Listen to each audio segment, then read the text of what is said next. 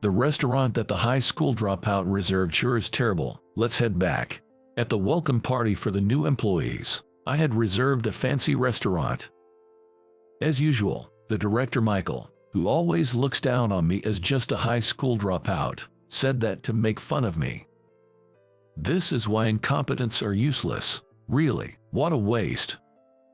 He probably said that to ease the tension for the new employees and make everyone laugh. However, he was the only one laughing at that moment.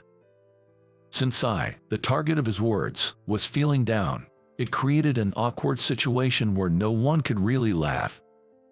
But, oblivious to the atmosphere, Michael continued to badmouth me in the restaurant. Little did he know, he would face despair in just a few seconds. My name is John. I work for a company related to food ingredients. I joined this company after dropping out of high school, so my highest level of education is junior high school. Most people around me are professionals with college or vocational college degrees. Being someone who didn't even finish high school, I always had a complex feelings about my educational background for various reasons. In a group of people with brilliant careers, I often worried whether I could shine as well. But still, I love my job. I'm determined to push past these feelings of inferiority. I carry this strong will and pride in my work. I started working right after dropping out of high school because I had no other choice. There were unavoidable reasons. Mom, when I was in 6th grade, the house was unusually quiet when I came home from school. Normally, my mom would be either doing household chores or watching TV in the living room. But that day, there was no sign of either. No laughter from variety shows, or busy footsteps could be heard.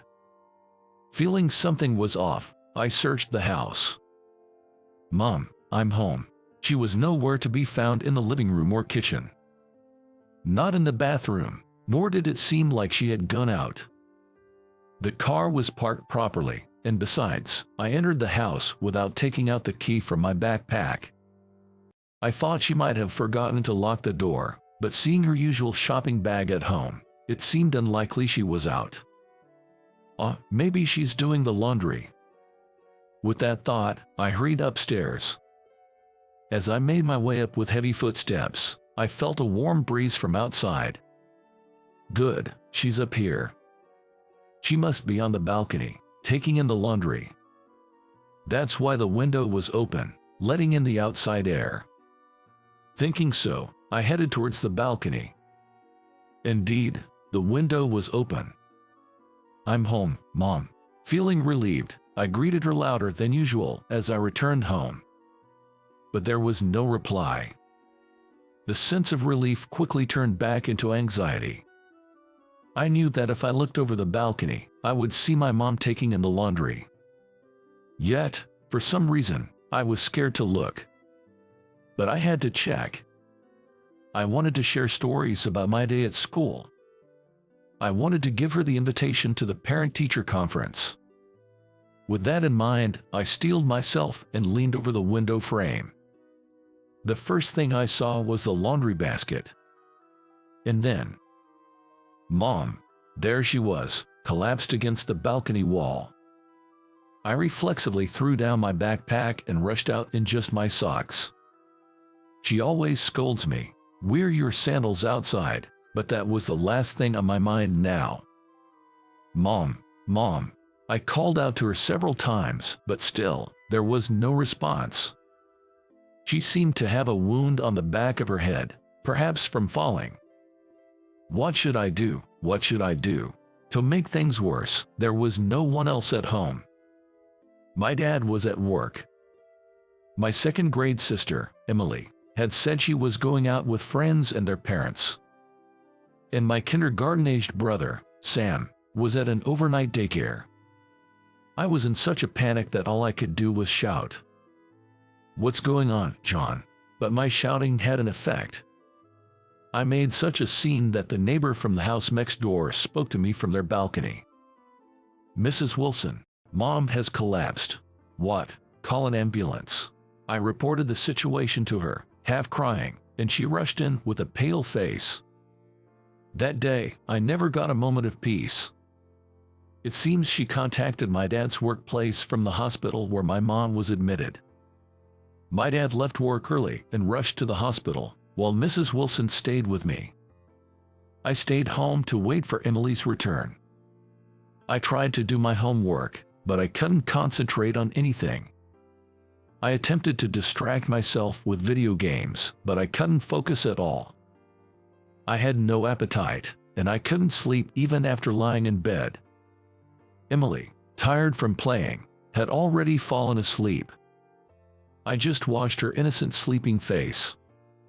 As I spent my time like this, the doorbell rang. It was past 11 p.m. Yes, it's me, John. Standing at the front door was Mrs. Wilson, the neighbor. She's usually all smiles, but not today. I couldn't see her face clearly in the dark, but she avoided eye contact the whole time. How's Mom? Is she staying in the hospital? John, listen carefully. As she spoke, it started to drizzle outside. As Mrs. Wilson hesitated to speak, the rain began to fall harder. Soon, the droplets were pounding on the asphalt, but all I could hear was my own heartbeat. Your mom, she passed away at the hospital. I couldn't comprehend what she was saying. No, that's not right. I didn't want to understand. My mom, who was laughing and lively just yesterday. The same mom who was always nagging me about doing homework and taking a bath. She would no longer say anything to me. I couldn't accept this reality. A year has passed. Attending junior high school, I started doing the household chores in place of my mom. Taking care of Emily and Sam was quite a task. Dad helped when he could, but there's only so much he could do after working late. Thank you, Mrs. Smith. Goodbye. The class representative said that, and the homeroom period ended. While my classmates headed to their various clubs, I quickly packed my bag to head home. Normally, club participation is mandatory, but I was given special permission not to attend. Looking back, I'm grateful to have attended a school that understood my family situation and related issues. Man, my bag is heavy on the way home. I shop for dinner almost every day on my way back from school. I try to keep my load light, but somehow, I ended up with more stuff today. And of all days, it's the day I need to buy vegetables. Maybe I should go home first. I can't miss the vegetable sale today. I can do this. I've managed this same pattern before. If I rush home, I should just make it in time. And that's pretty much how my junior high school life goes. Hurriedly returning home from school, cleaning, doing laundry, shopping, and preparing meals. I spend most of my time on these chores. Mrs. Wilson, who knows our situation, picks up Sam from kindergarten since I couldn't make it in time. He stays with her until either Emily or I return from school. He must be a handful, but I can only be thankful to Mrs. Wilson for doing this. Well, dinner prep is done. The younger two finish their dinner and bath first. Then, I do the laundry, which has become our usual routine. I used to clean at this time too. I'll clean when I get back from school. Emily offered to do it, so I let her. I was a bit worried at first, but it turned out to be an unnecessary concern. Maybe she paid close attention to how Mom and I did it. Emily does such a good job, there's nothing to complain about. Now I need to eat and study until Dad gets home. As tests approach, the amount of homework increases. Sometimes it takes until midnight, but I don't want to use my family responsibilities as an excuse. I try to manage my time efficiently, regularly reviewing my studies. Well, thanks to this, I often can keep up with my friends' conversations. As tough as these days are, I've found a few small joys in my life. Wow, I can't believe how much it shrinks after cooking. It's about cooking. I'm fascinated by how vegetables, meat, and fish bought from the supermarket transform into delicious food. More precisely, what I enjoy is the transformation of ingredients. When you heat a pile of vegetables, their volume decreases significantly.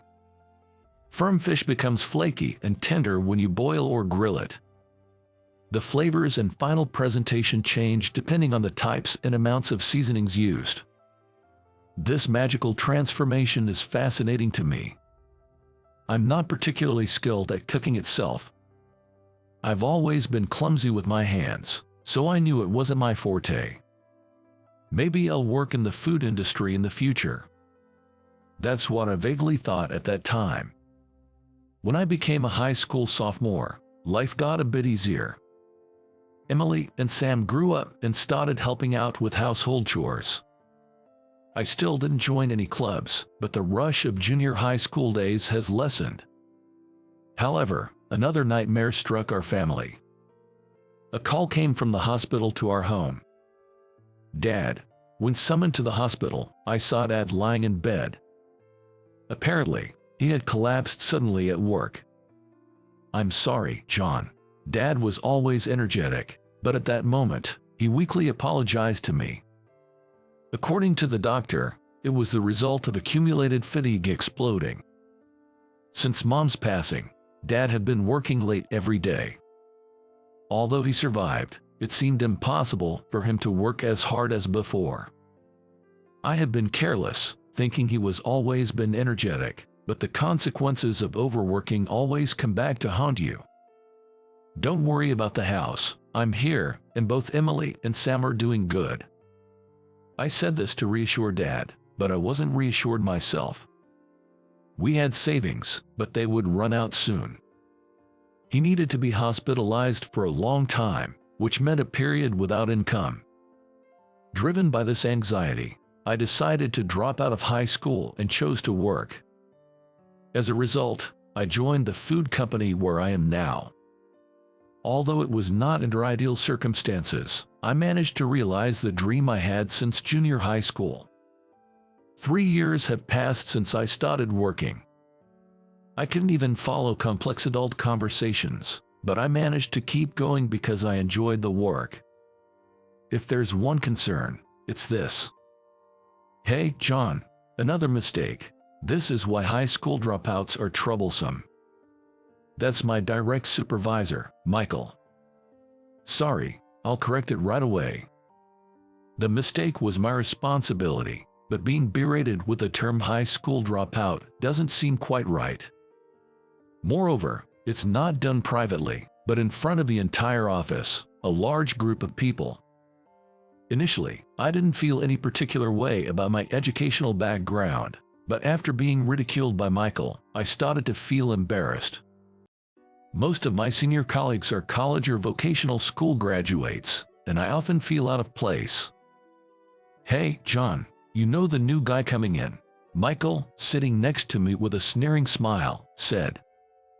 The new recruit coming soon, who will be my junior, seems to have graduated from a prestigious private university. He apparently belonged to a food-related research lab there. I bet he'll be a lot more capable than some high school dropout. Is that so? I wonder if I could have fixed my mistake in the time spent on this conversation. Focusing on Michael's taunting would eventually break me mentally. In my first year, I realized this and started internally retorting every time he said something. Surprisingly, this was quite effective, leaving me unfazed by anything other than the shame of my educational background. Funny thing, some in the department are suggesting you as a mentor. How about that? Me, a mentor? Surprised by the sudden news, I looked at Michael's face. I thought he was serious, but he was smirking again. Yeah, but that would be the other way around, wouldn't it? The other way around. You be the one being educated.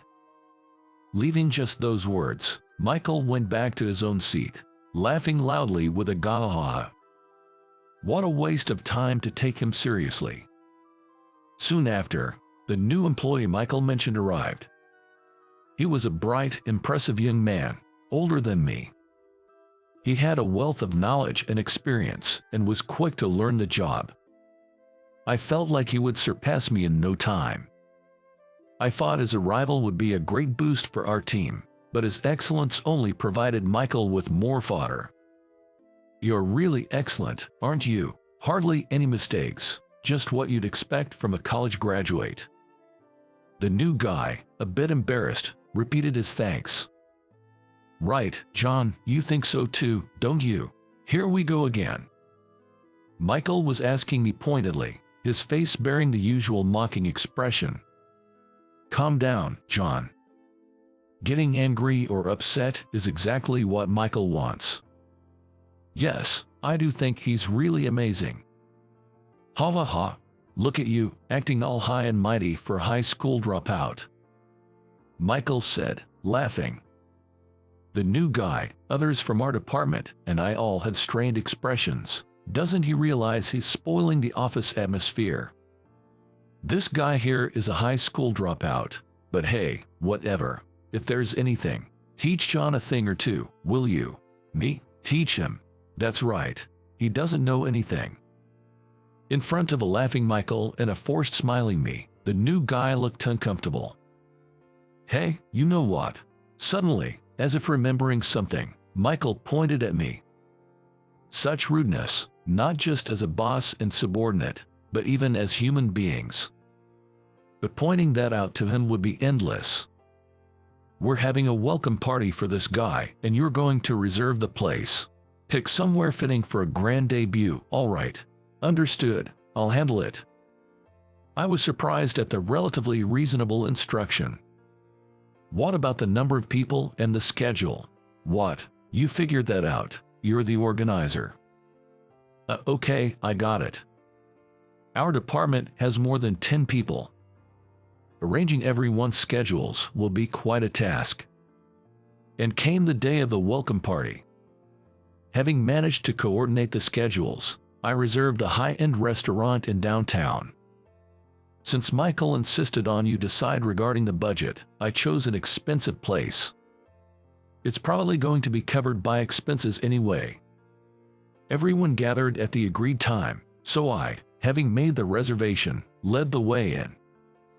We were escorted to a spacious room, with higher-ranking members seated towards the back. Wow, this is a nice place. The decor is nice too. Our department head, James, and the senior employees seemed pleased with the restaurant. The new guy looked really nervous. It must be his first time in a high-end restaurant. Overall, the reception seemed positive, but Michael alone looked unimpressed. I couldn't hear him clearly, but he seemed to be muttering under his breath. "Let's say it again. Thanks for joining us. We welcome you." When James spoke as our representative, the new guy responded shyly in his usual manner. There was applause in the room, showing the warmth of our department. "Michael, your turn." Michael, who had been sitting back with his arms crossed, remained in the same posture but started speaking when prompted by James. Just like James said, "We welcome you. Coming from that famous university, you are already an elite. Unlike some incompetent, we have high hopes for you. We're looking forward to working with you." Not this again. Thinking this, I put on a forced smile. The atmosphere of the welcome party, which had been pleasant until a few seconds ago, began to turn a bit sour. As the course meal we had reserved was served, some time passed. However, Michael kept bringing up my education, tying every topic back to me. The senior employees tried to change the subject, but Michael would start berating with "this is why high school dropouts" at every opportunity. His persistent remarks were starting to get to me. The food, which should have been delicious, didn't taste quite right due to the stress. Does Michael forget that this is a welcome party for the new employee? Seems like he's just using the occasion to feel superior. Just when I was beginning to question this, a beautifully cooked steak was served. The steak was made from a premium-grade beef. Skillfully prepared and marinated with red wine, making it a delicacy that worth of a high-end restaurant. The restaurant's website had boasted this as a specialty, so it must be delicious. Ah, a premier-grade beef steak, let's see. Michael took a bite of the red meat and, for a moment, his eyes widened before he set down his knife and fork. After chewing a few times and swallowing, he inexplicably turned his gaze to me. "Well, this is definitely a place John reserved. What do you mean?" I asked, not understanding his implication. Ignoring me, Michael put his knives back. He pushed a plate to the center of the table, indirectly suggesting someone else eat this. Apparently, it didn't suit his taste. He slurped his drink noisily and looked at me again. "High school dropout's choice of restaurant is lousy, huh? Let's leave," he announced loudly. With that remark, tension swept through everyone. The room started buzzing. "No way. Is he serious?" they murmured in disbelief. "Hey, Michael." James, shaking with anger, addressed Michael, who was smugly enjoying himself alone. He was visibly pale and extremely agitated. Just then, a man appeared, opening the sliding door. He was a large figure dressed as a chef. "What's going on?" Sensing the odd atmosphere, Michael started looking around. James, still pale, informed him. "This restaurant is one of our major clients." "What?" Michael was stunned by James' words. Observing this, the chef also spoke up. "You're Michael, right? Do you not recognize my face? As a department head, he should at least recognize the face of a major client." But Michael looked confused and scared. Well, the owner of this restaurant, David, have you forgotten?" "Oh, yes, David, of course, I'm so sorry, I completely forgot," he said, layering excuses over a forced smile with a gentle tone. But David saw right through him. "Didn't you find our food to your liking?" "No, not at all. It was very delicious." "But just now, you clearly said it was awful, didn't you?" It seems Michael's comments had been overheard. Michael's forehead was covered in sweat, clearly hit where it hurt by David's words. Michael still tried to make excuses. "Aha, it was just a joke. Just playing with my subordinate. Right, John?" He turned to me with the biggest smile I've ever seen, seeking help. After constantly belittling others, now he wanted help when in trouble himself. I couldn't help but feel the urge to vent all the frustration I had accumulated up to that point. "Really? To me, it seemed like you genuinely found it awful," I said, and Michael frowned. He thought he was jumping onto a lifeboat, but it turned out to be a sinking ship. He shot me a look that said, "You'll pay for this later," but at this point, I didn't care. Come on, John. This isn't the time for jokes." "Enough already," David shouted loudly at Michael, who kept repeating his pathetic excuses. The sheer force from the large chef made everyone in the room visibly flinch. "Do you understand why I shouted at you, Michael? It's because I said the food was awful."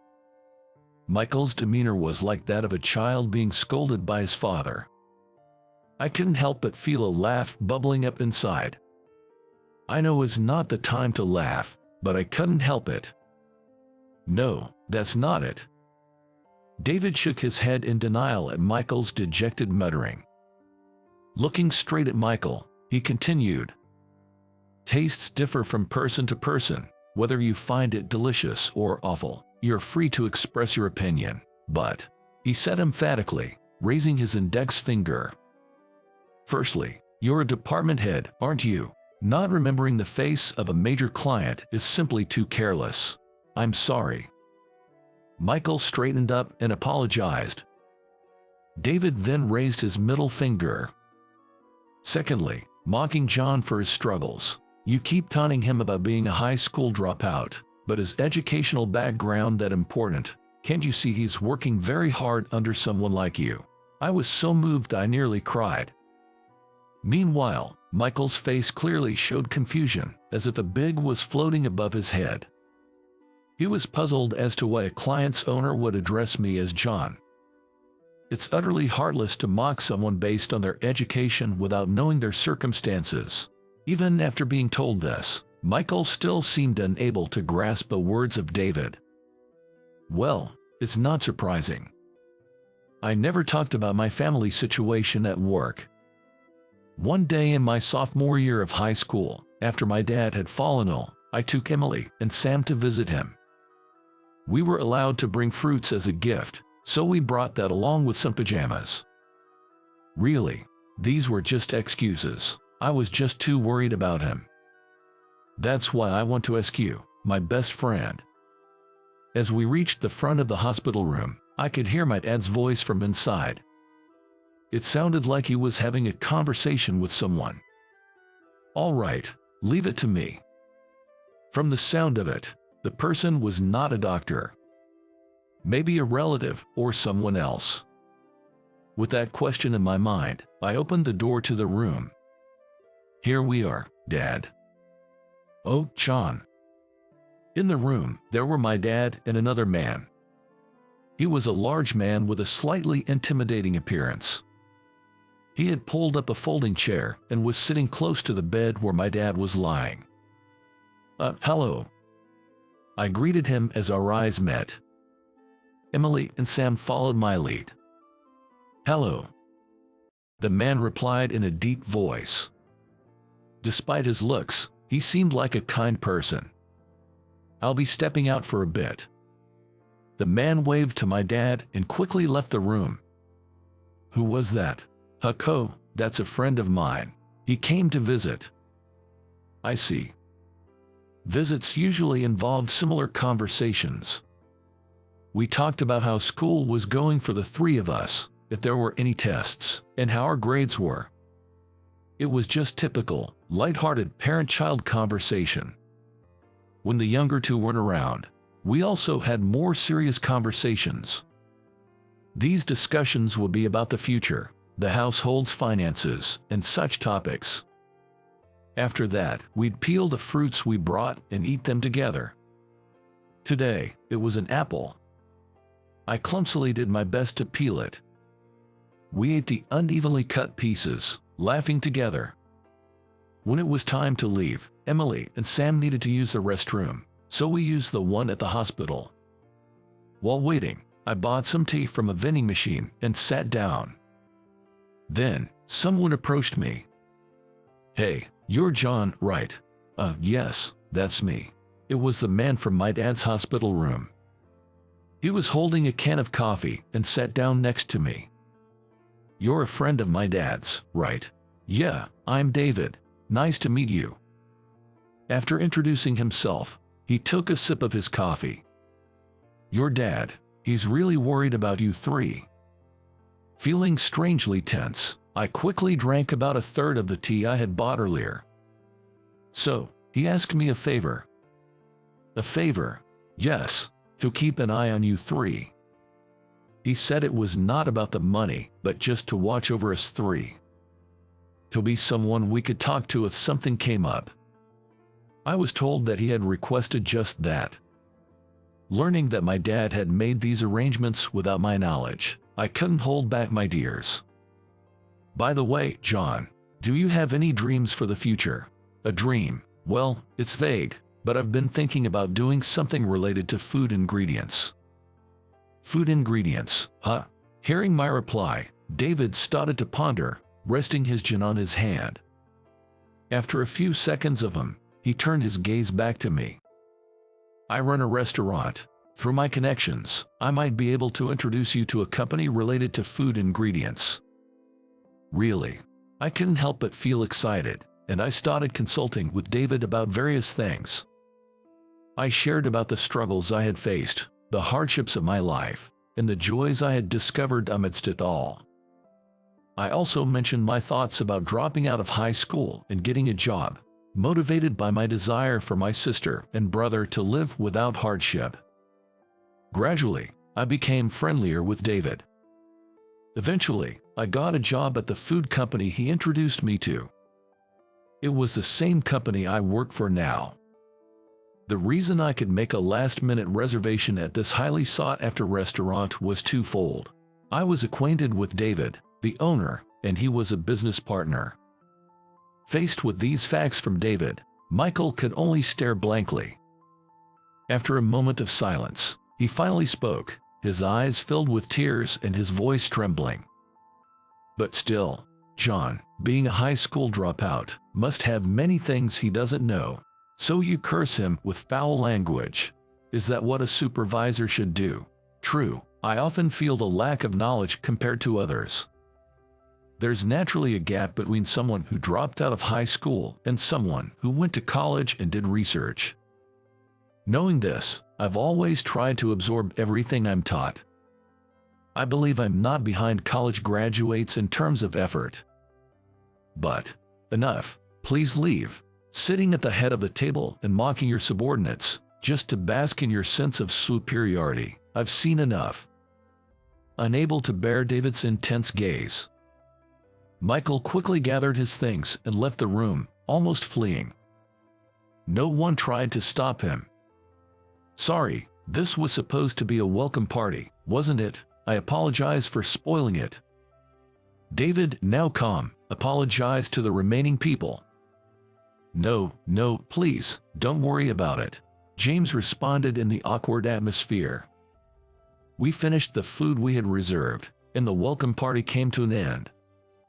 David didn't say he would stop doing business with us. Just say hello to Michael for me.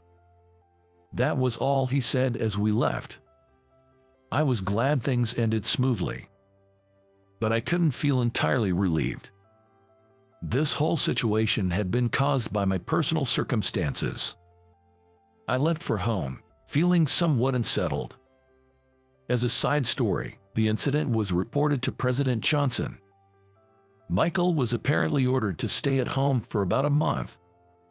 With Michael gone, my feelings of inferiority about my education were relieved.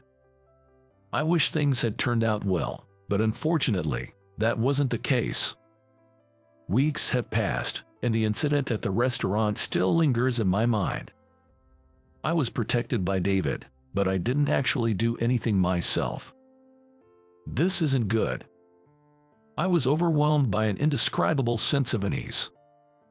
While harboring these anxieties, a few weeks later, I received a phone call before the start of the workday. In the office, it was just me, the new guy Ryan, and Michael, who had returned. Ryan, try answering it. Okay. Michael, a bit subdued since that day, prompted Ryan to answer the phone. Though quieter, it's not like Michael had a change of heart about me. He's not harsh, but he seems a bit cold. Yes, good morning. Yes. Oh, are you okay? I could only hear Ryan's side of the conversation, but it sounded ominous. Understood. I'll let Michael know. Please take it easy. After hanging up, Ryan approached Michael with a solemn expression. Apparently, one of the senior employees had the flu and was calling in sick. Ah, got it. Just great. Right at the end of the month, I thought it was pointless to complain about it when the phone rang again. Ryan answered again. And during that call, another one came in. A familiar number. It was from a senior colleague's cell phone. Good morning, this is John. Hey, John, good morning. Sorry, but I've got the flu. Can you tell Michael I'm taking the day off? He, too, was calling in sick. The flu is going around lately, but I didn't expect so many people to catch it all of a sudden. Understood. Please take care.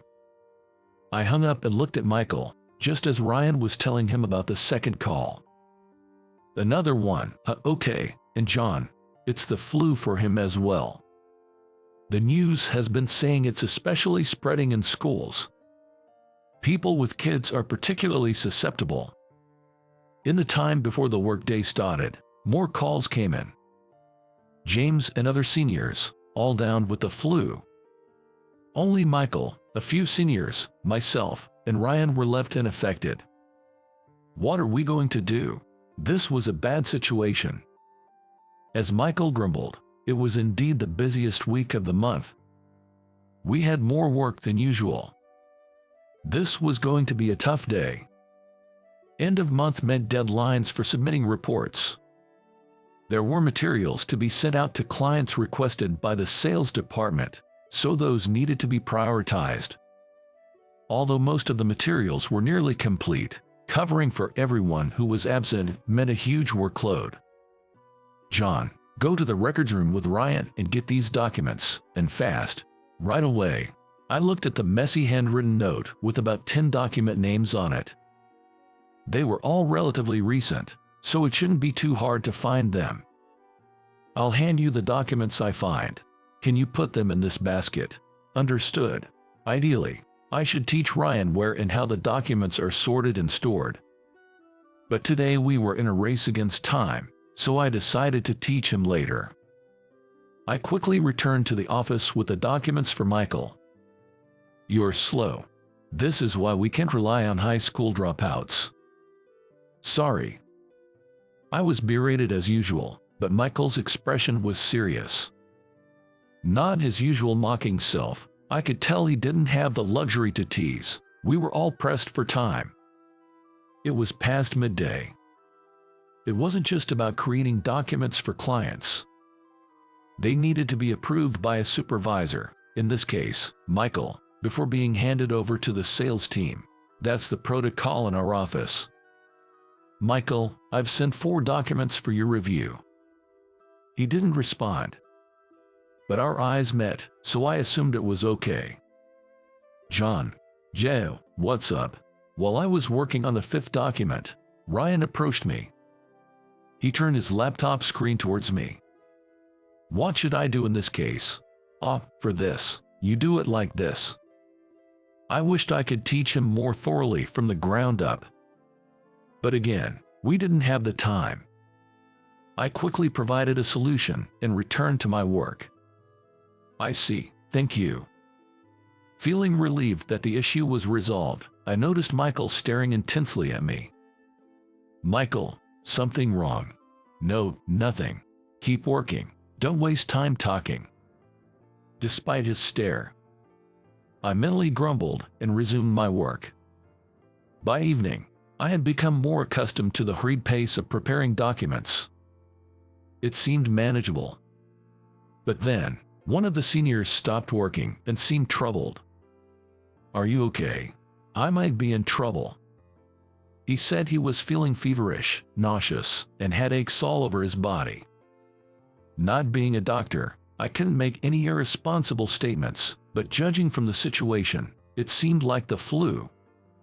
After consulting with Michael, we concluded it was better for him to go home rather than risk spreading the infection. Sorry for leaving at a time like this. I'll take better care of my health. The senior left early, apologizing and looking guilty. We managed to complete the external documents just before the end of the day. But our work wasn't finished yet. With those down with the flu absent for the next few days, we had to get ahead on their work too. Or we'd be overwhelmed. As a mentor, I guided Ryan while we both continued working. I worried about making mistakes but prioritized completing tasks. Finally, that night, we're done. The last task of the day was finished. The senior's words of relief seemed to lift the weight off everyone's shoulders. The clock was already pointing past 11 p.m. Yes, thanks for the hard work. I noticed that Michael, who had stepped away from his seat, was handing out canned coffees to everyone. He gave them to the seniors and Ryan, and finally approached me. John, can I talk to you for a sec? Huh? His demeanor felt different from usual. His voice and face were serious. He gestured with his thumb towards the office entrance. It was a summons. Just wanted to say, good job today. Thank you. As I accepted the canned coffee he offered, he unexpectedly apologized. John, I'm really sorry for everything up until now. Michael apologized to me. And I was utterly bewildered, not understanding what was happening. Watching you work today, I realized I was wrong. I had wrongly judged you as incompetent." Michael, who had labeled John as incompetent, was surprised to see him work efficiently, contrary to his expectations. In a critical situation, John not only took on the role of a mentor, but also managed his tasks well. He was surprised to see this. "I once failed university entrance exams 3 times. I had a dream school, you see." Despite his efforts, Michael apparently never got into his first-choice university. Told by his parents that they could no longer support his education, he had to settle for a much lower-ranked university. "That failure has always been a complex for me, so I took it out on you, trying to feel superior." Everything David said was right. Suddenly hearing his true feelings, I was even more confused. I wanted to say something but couldn't find the right words. "But after seeing you today, I realized that a person's worth can't be determined by their education. You really did great. Thanks for your help." His words cleared the unease I had been carrying since the welcome party. I, a high school dropout, had managed to prove myself useful. That was so gratifying, it brought me to tears. We didn't resort to something as formal as a handshake at that point. Instead, we toasted with canned coffee in the hallway, tears streaming down my face. After that incident, Michael stopped his high school dropout bullying. Hard work gets recognized properly. A simple truth I had finally achieved. Seniors who saw me working hard late into the night, and those who heard about it, praised me. The atmosphere in the office improved, allowing me to work more freely and comfortably. I finally began to truly enjoy my job, which I started because of my love for food ingredients. One day, I took Emily and Sam to the cemetery where our mom rests. We cleaned her gravestone, set some flowers and incense, and paid our respects. After a few seconds, I opened my eyes. "Mom, I've got some good news." I briefly shared recent updates and then stepped back. I brought Emily and Sam forward so they were clearly visible to our mom. "Look, they've grown so much. It hadn't even been a year since our last visit, but kids grow up so fast. Our family's finances aren't tight anymore. I started working, and Dad is slowly getting back on his feet. So, I want the 2 of them to chase their dreams, not worry about the household. If they want to get a job, that's fine. If they want to go to college, that's fine too. Above all, I want them to confidently pursue what they feel passionate about." As I said this to them, a refreshing breeze blew. The flowers that we brought swayed in the wind. To me, it felt like Mom was nodding in agreement.